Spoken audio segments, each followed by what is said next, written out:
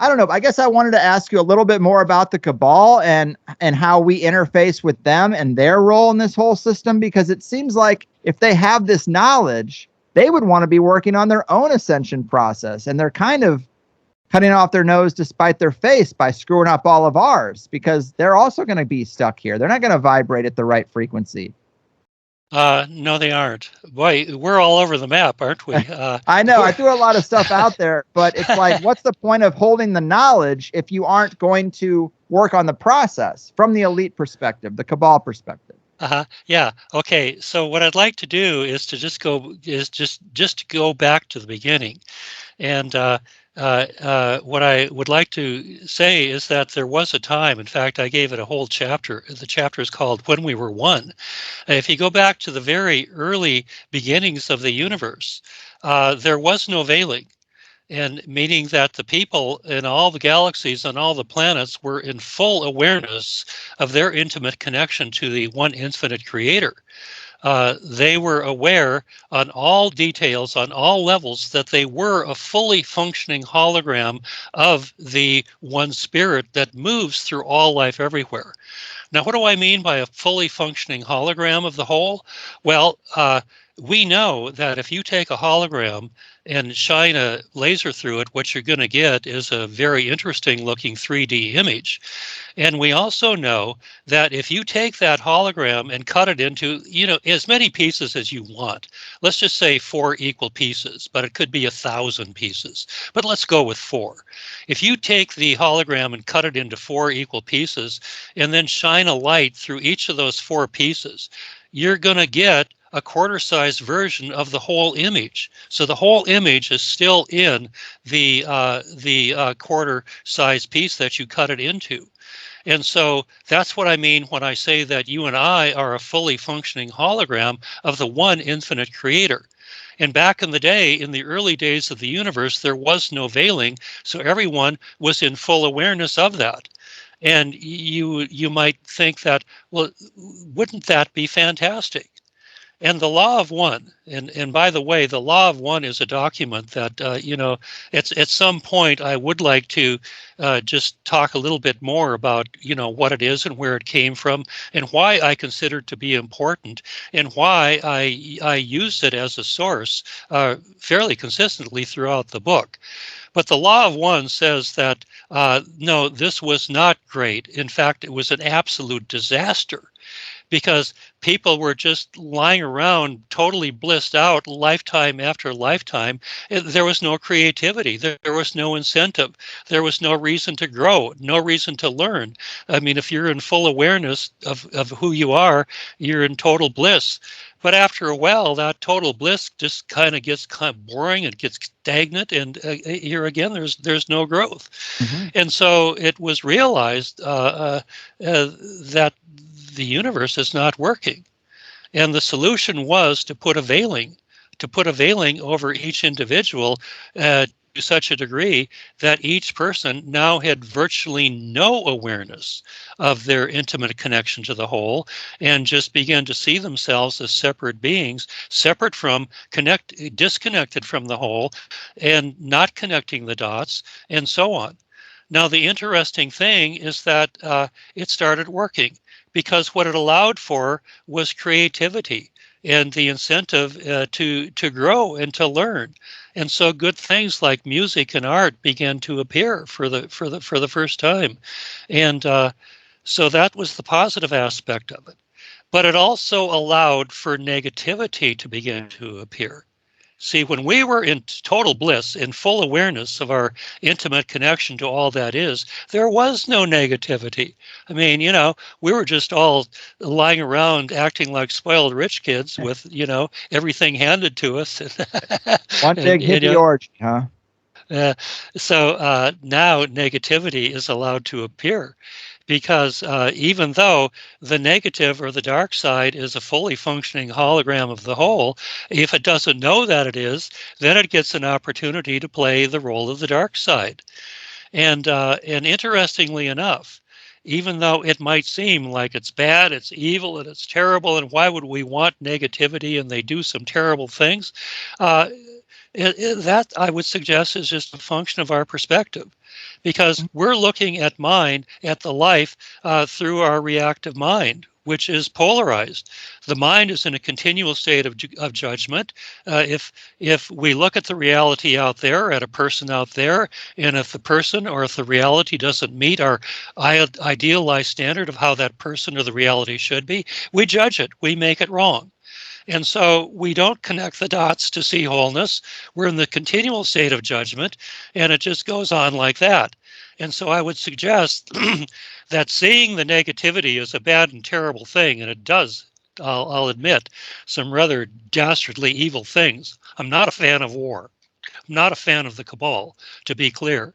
But in the larger scheme of things, in the perspective of oneness, where everything is a continuation of the whole, they're just two different aspects.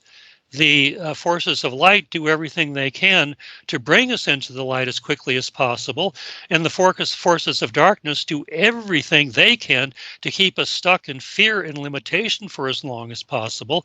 But in the greater scheme of things, the two are actually working together, and they serve as a timing agent. But in the midst of our polarity mind-based consciousness, we miss that. And we're totally dependent upon the good guys must win and we must annihilate the bad guys. Well, it never has worked very well, and it never will. And so the fallacy of war is that if we can just defeat the bad guys, I guess we're going to live happily ever after. And it's just simply not true. All it does is create new and more complex problems. And the whole thing, as you, I think, were suggesting or implying, the whole thing is orchestrated, or has been for a long time, from behind the curtain by the global cabal, the global elite, for a long, long time. And so it's gotten us nowhere fast, kept us, kept us, kept us stuck in fear and limitation is basically what it's done, and in survival. Yes.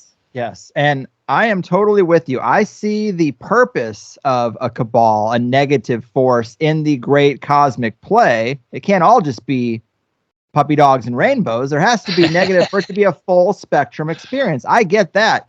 I guess what I'm asking is the actual members of the elite, are they other humans having an experience the same as us, or are they something different at the highest levels of the pyramid? Because to have this knowledge of the things that you're speaking of and then to weaponize it and use it against people, well, that hinders their own ascension. Because if the goal of every human being is to be ready for this ascension and vibrate at the right frequency, I accept that. But by the nature of their actions, what good is the knowledge if you're not going to abide by it? So there has been suggestions that the cabal at the highest levels has actually made a pact with the higher source to say, look, we will reincarnate here over and over and over again. We will play this role for you so that everything has a full spectrum experience. And in return, maybe they're rewarded way, way, way down the line. Who knows? But I guess that's my question is, what is the benefit to the elite to have this knowledge, know the real secrets of the game, and then be not playing it appropriately? Some say that's the reason why they're so obsessed with their bloodlines. That's why they're so obsessed with interbreeding, because these are the mechanisms in which they have been able to quarantine themselves away from the rest of us to play that role. This kind of comes from the hidden hand material. Other people have talked about it as well. But what do you say to that? Because if, Bob, if you were a member of the cabal and you had all this knowledge, yet you were doing all the things the cabal does, you'd be cutting off your nose to spite your face. It'd be a catch-22. It would be, and to be clear, Greg, they're not going to ascend. They're not going to make it through. Too much of a karmic debt to pay. Yet they are allowed to exist. Why are they allowed to exist? Well, if you take a look into our own individual lifetimes, and I'll illustrate this by telling you a little bit about a client that I had recently who told me that Well, first of all, just to set the scene a little bit, what I would suggest and what I talk about in my books is that you and I exist in threeness. There's higher self, there's middle self, and there is lower self. Now, when we're operating out of our reactive mind, we are in our middle self, and we're living life conceptually. We're not. We're really not present with life. And the reason we aren't uh, is that we are blocked from our connection to source, which is our heartfelt connection to source through our higher self. And the mechanical mind will absolutely do that. And what it is in order to connect with the higher self, we first must go down. Now, going down to the lower self, which is actually a child, it's the inner child, a child of about 2 to 6 years of age, and it's the child within each and every one of us that has all this unresolved emotional trauma, emotional and, for many people, physical unresolved trauma that we never did learn how to deal with in a useful, conscious way.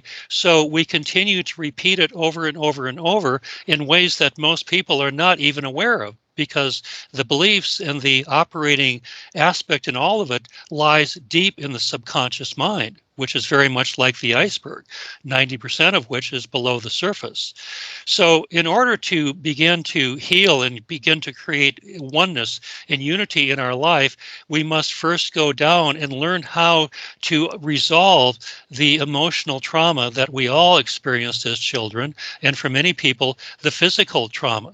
Now, to use that to set the stage. Can you believe it, people? A video clip and a peek into how that sweet THC sausage is made. For some people, I'm sure it's nice to put a face to the name, so I started making clips that are a little more YouTube friendly than the full show tends to be. Get the full show on any podcasting platform. I prefer to keep it audio only, so we have a more decentralized distribution for a controversial show, and also so I can edit out the ums and ahs and barking dogs and all the things that happen when a person records in their home environment. And then if you really like the show, you can sign up for THC Plus, and instead of 1 hour interviews, you get the full 2 hour interview for just $8. I think that's a better deal, more of a win-win than asking you to support the show by booking a therapy session or buying generic Viagra. It's getting weird out there, folks. So just go to the highersidechats.com or click the link at the top of any set of show notes, and all your wildest dreams will come true. All right? All right. The Higherside Chat Show, Greg Carwood and Company.